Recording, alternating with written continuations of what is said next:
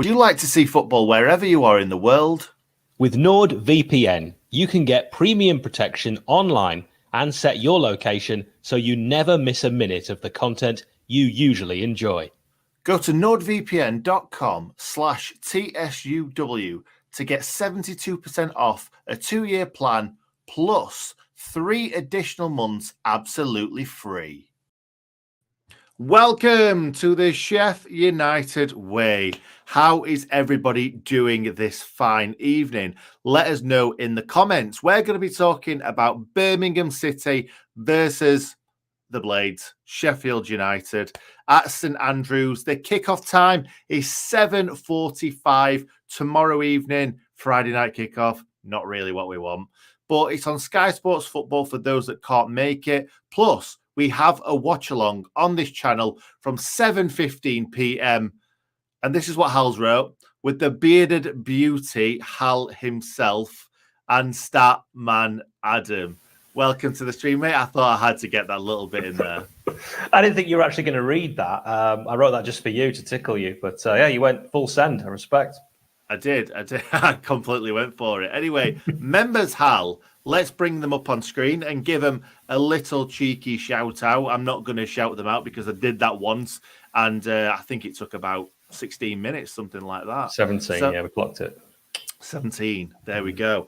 Big shout out to the members. All you've got to do to become a paid up member is go onto our YouTube channel from your Android phone. If you have an iPhone, you need to use your laptop or PC.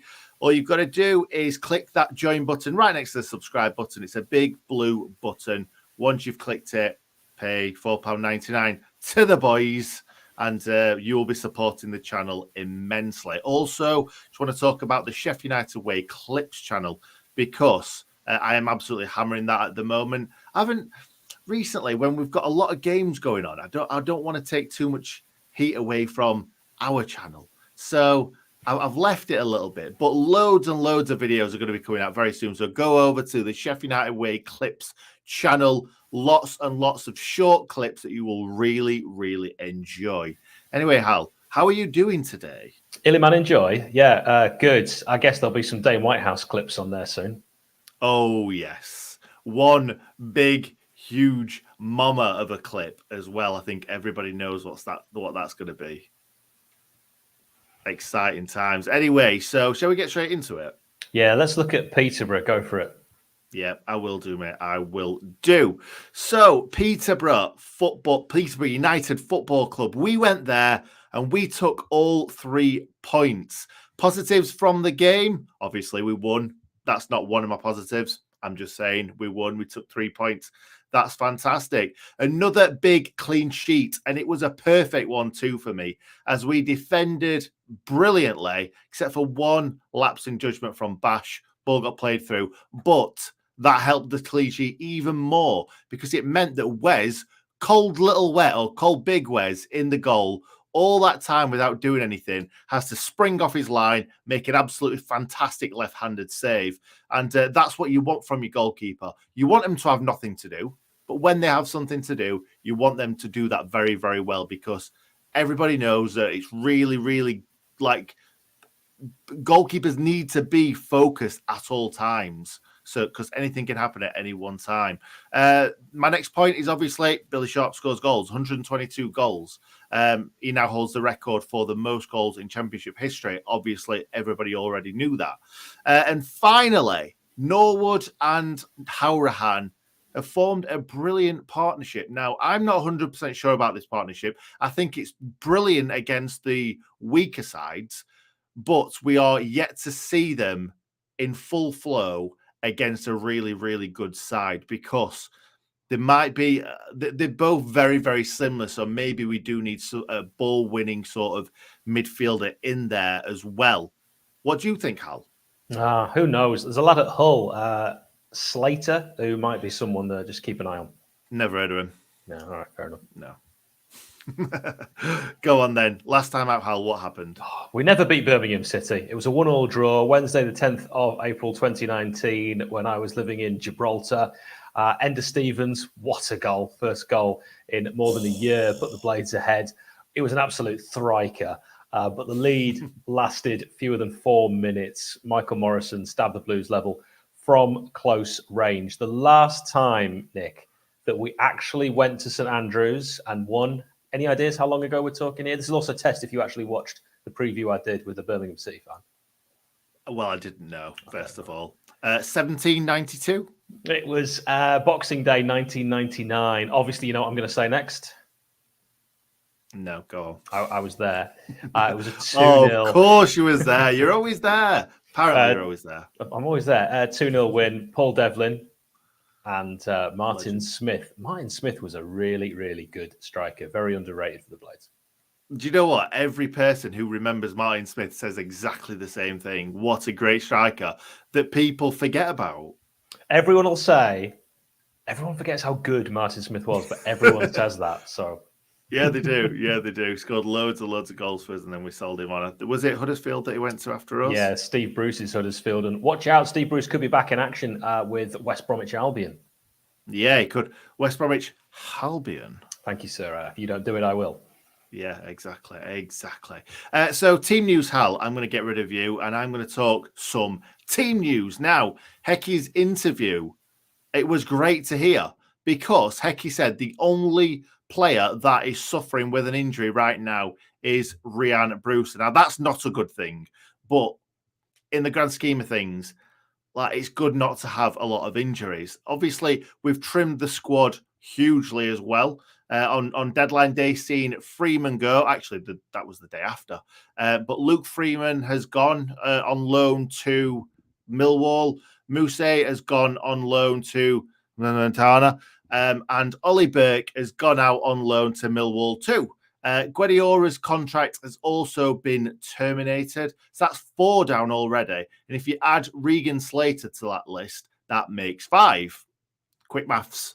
And we've got 2, obviously, bringing into the squad. We've got Charlie Good or Charlie Good, however you want to say it. And also, we've brought Jebo back from his loan at Burton. Obviously, you already know that because Sheffield United have plastered it everywhere. I think Sheffield United have got certain players that they absolutely love on social media. One just gone, Lise Mousse, and one just coming back in Jebo. But the big one for me, the humongous one, is that Morgan Gibbs-White is back in training. I repeat, Morgan Gibbs-White is back in training. I'm that excited. I'm stumbling over my words. It's absolutely fantastic. We were a little bit worried at one point, thinking that we were never going to get him back.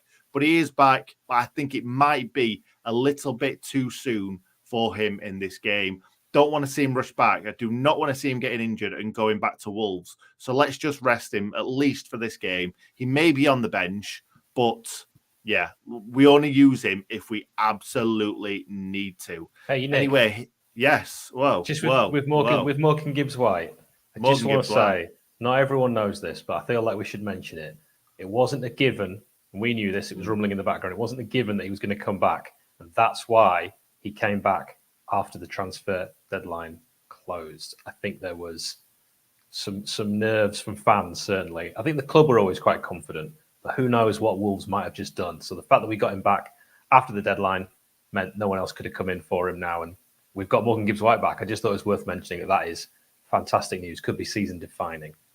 It could be. And really, him with an injury, people aren't going to want to buy him or people, I can't see him going anywhere else other than coming back to us. And do you know what? We're on a title charge. Do you know what it tastes like? What does it taste like, Hal? Promotion. It tastes like promotion. Oh dear. Anyway, let's bring up the preferred side against Birmingham. There we go. I got it out eventually. Where's Fodringham in the goal? Obviously. Chris Basham, right centre-back. Egan, and I've gone for Jackie Longthrow at left centre-back. He's not done anything wrong in the past few games. He's obviously, that throw-in is becoming a thorn in the side of anybody that plays us. But we've also got Charlie Good that can come into this side. He's also got a massive throw too, but he is a right-footed player. So whether that sees him coming in to replace Bash at some point, whether that sees him coming in to replace Egan, but Egan go to left centre-back. Who knows? We'll have to see what heck he's got up his sleeve. Then we've got Bogle at right wing back. Who else? Bogle is on absolute fire at the moment. Those feet, like Michael Flatley's feet, absolutely love it. And I'm a massive, massive George Baldock fan as well. So for me to put Baldock in here week in, week out, it obviously shows that he's doing well. Reece Norrington-Davies, left wing back. I don't think he's done that well. I think he's done okay, but we have played some poor sides as of late. I'm expecting to see Ender Stevens back in there when he's fit, unless Reece Norrington-Davies starts pulling some trees up. Hourahan and Norwood have obviously got to play in there together. They were both fantastic against Peterborough. And let's keep playing them until, you know, anybody else breaks in, because there's still Sander Berger waiting in the wings too. Then we've got Illiman in Dye and Jai and whatever he wants to be called, in that attacking midfield role. He seems to play alongside Sharp or whoever when McGoldrick's on the pitch, but he seems to drop in when there's two kind of prominent strikers up top. And I've gone for Jebo in this game. I don't know why. I just think I want to see Jebo start up top, because I think he's got a hell of a lot to give. And then I've obviously gone for 122 goal machine in Billy Sharp. Hal, what do you think to that preferred team? Don't dislike it, but I don't think Jefferson starts. It's far more likely that David McGoldrick will start. I think that's what Hecky will go with. Whether I agree with that or not is a completely different discussion. Yeah, and really that's what I've gone for, really. I've gone for that because I kind of want to see Jebo start. But I'm kind of expecting him to start with either McGoldrick or McBurney. This game on Friday, Nick, there's going to be some protests by Birmingham City, and it's not great. I asked a Birmingham City fan to give me the lowdown. So they believe a lot of money has come in for players like Che Adams and Jude Bellingham, but it's disappeared. The owners have been very quiet. The fans believe, this is not my opinion, nor the opinion of the Sheffield United way. The fans believe the owners have been lying to them. The fans... Hal, do you believe that? There's no need for that. You're not even a Birmingham fan. Why do you care? I think we need to know why they're protesting. All right, there's going to be a protest march. Sure. There's going to be a protest march before the game. The fans don't even know the names of the owners. They know Edward Zeng, he's the CEO. Mr. King is said to be the owner, but the CEO denied any knowledge of this man. So that's a bit strange. Mr. King, is his first name Berger? I don't believe so, but then again, even the CEO can't tell us. So whistle protest for the first 10 minutes of the game. The fans will be wearing white masks, as it's a Chinese symbol. This one is on Sky, so that's why they chose this game, not because it's the Blades. We're just unlucky again. This is going to happen to us for the third time. They've done pre-match protests 3 times, because I said to this Birmingham fan, just do it before the game. They said, we've done that 3 times and nothing's changed. Personally, I don't think this protest will make anything change, but that's what they're going to do. Let's actually look at the club then. Birmingham's last 2 games, they came back from 2-0 down against Peterborough. Then away at Derby, they were 2-0 up and ended up drawing 2-2. So 2-2s are in their recent history, and we know all about blowing a 2-0 lead on the road. They are dangerous from set pieces, a top 5 from set piece side on XG. Defender Pedersen, he's got a long throw. Defender Mark Roberts, he's got a long throw too. And they like to press. That was one thing we said on the preview that Peterborough didn't do, and they didn't do it. Only West Bromwich Albion have won the ball in the opponent's final third more than Lee Bowyer's Blues this season. Scott Hogan, remember him? He's got 10 goals in the league. He's up top with Lyle Taylor. Remember him? I mean, just incredible with Scott Hogan. He's in the top 5 for expected goals per 90 minutes. Not the sort of thing we saw from him. Lyle Taylor, he's on loan from Forest, scored against Derby in their last match. They also have Troy Deeney, but he's probably going to miss out through fitness. His book, Redemption, very good.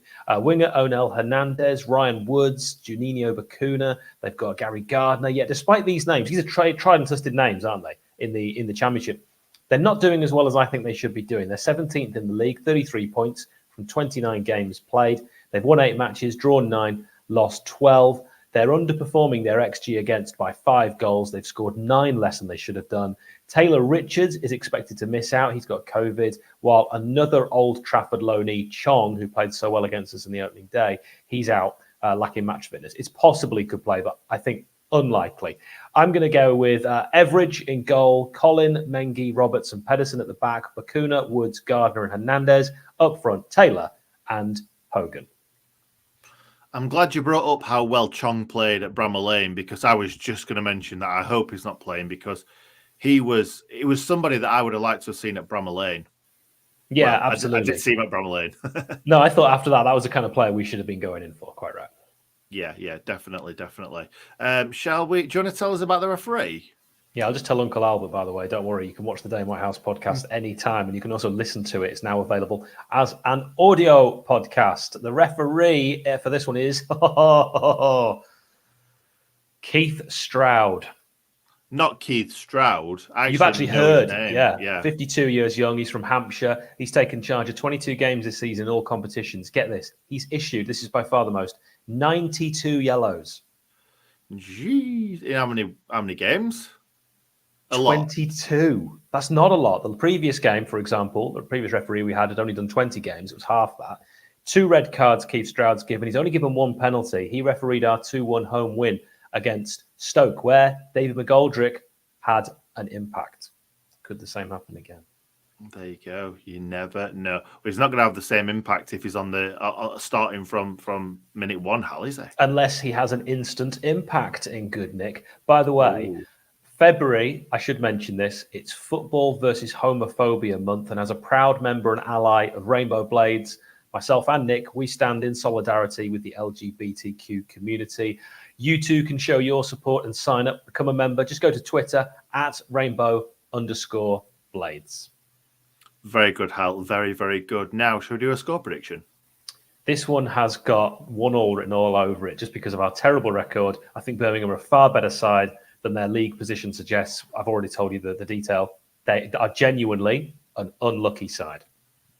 Do you know what? I watched back our fixture video the other day, and Birmingham, do you know we played Birmingham, Swansea, and somebody else really early on, and I was like, Birmingham and Swansea definitely going to be in with a shout of kind of playoffs. And I can't believe that Birmingham are where they are right now, because that after that first game of the season, I knew that it was going to be a difficult game, that first game, because they were not up and at 'em team. They get stuck in, big balls into the box, high crosses, high throws. And they certainly showed us that when we played them in that first game of the season. So I thought this is a perfect league for a League Bowie side. And yeah, not sure what's happened, but guaranteed that we're not going to win this game. We never, ever, ever beat Birmingham. So I'm going to go for a 2-1 Blades win. You'll be there. I really hope you have a great night. I'll be doing the watch along with Statsman Adam. Thank you very much, mate. You are doing God's work. I am. That's true. Player connections, Hal. Do you want to go first? I do. Let's go with this one so he gets off our back. Curtis Woodhouse. There you go. How many times have we mentioned Curtis? The one time we don't, he puts a tweet out about us, and I have then been defending the Sheffield United way on DMs for a whole Saturday when I should have been having fun with my friend.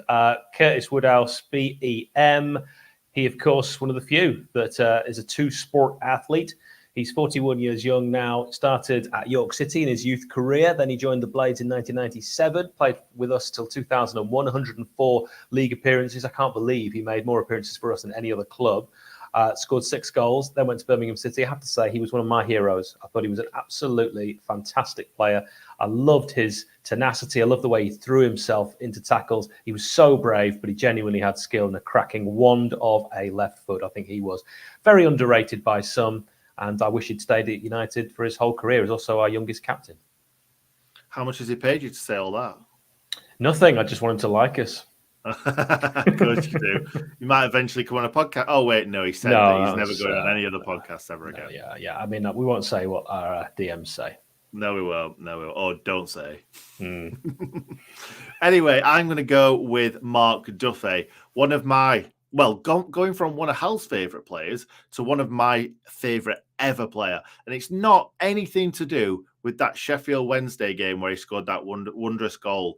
I always just thought that when Mark Duffy was on the pitch, he made things happen. He made us tick. He didn't score maybe as many goals as he probably should have done. May not have got as many assists as what he should have done, but he got the assist of the assist. He made us tick. He started every attack. It was just, he didn't have a great time at Birmingham. he hasn't really had a great time at many other places. 102 games for Scunthorpe, 111 games for the Blades. Other than that, you're looking at down the leagues to get more games. Like, this guy is such a great player, and I don't know why he hasn't played all his career at least championship level, if not higher. Hal, you know how much I love Mark Duffy. Me too, mate. One day he'll be on the channel. Right, I'm going to throw, not literally, Paul Devlin at you. Oh, go on then. Devs, who joined us from Birmingham and then went back to Birmingham after a loan spell in between at Birmingham. So, yeah, he's a Birmingham boy, proper blue nose, started at Tamworth. We've had him on the channel before. Do check out that episode in the podcast section. It's a cracker. It's the first one we ever did. Nick and I had a chat when we first started doing this together, who we wanted to be our first guest. And it was unanimous that we wanted it to be Devs because he gave us some great memories. 147 league games for the Blades, 24 goals, started as a striker, played on the right wing, played very well, really nice guy. And there he is without much hair. Yeah, and also there he is showing that he only likes to play for teams that have Lecoq Sportif as their kit manufacturer. Big facts. Let us know in the comments some other players. Nick, your final one? My final one, sir, is Mr. Wait for it. Che, Zach, Everton, Fred Adams. What a fantastic name. And you know what? What a fantastic player too, because you know what? He looked like one of those players that could either be playing Champions League football in 5 years' time, or if he didn't have the right attitude, could have fallen down the leagues. And really, he's not reached what I thought he was going to reach, because this guy had the pace, had the power, had everything when I saw him first play. And yes, a hairline. He had absolutely everything in that League One season under Nigel Adkins, but we just didn't. I don't know. I don't know what it was. I couldn't put my finger on why Che didn't perform every single week. Maybe he was just getting used to the Football League. But on certain points for us, he was a world beater. Obviously, the season before, scored 2 fantastic goals against Spurs. But then he's gone on, played 47 games for the Blades, 11 goals. Not bad for a striker, not bad for any player, really. 116 games for Birmingham, then hit his purple patch in that final season for them in 2018-19 season, I believe. 34 goals scored for them. And then Southampton, 82 games. Wow, 82 games. That's mad. I can't believe he's played that many games for Southampton in such short space of time. 17 goals, all in the Premier League. Che Adams, he's done well for himself. He's done very, very well for himself. Baller. Absolutely. That's us done. Enjoy the game, Nick. Yeah. And join us 7:15 for the watch along. Yep. And if anyone sees me at Birmingham, give me a tap on the shoulder. Give me a little wave. Say, hello, Nick. How are you doing today? And I will respond exactly the same way. Thank you very much for watching. Thank you, Hal, for being here. And we will see you for the watch along. We will, won't we? Oh, yeah. Realise that required a response. It did. Thanks a lot, guys. See you later.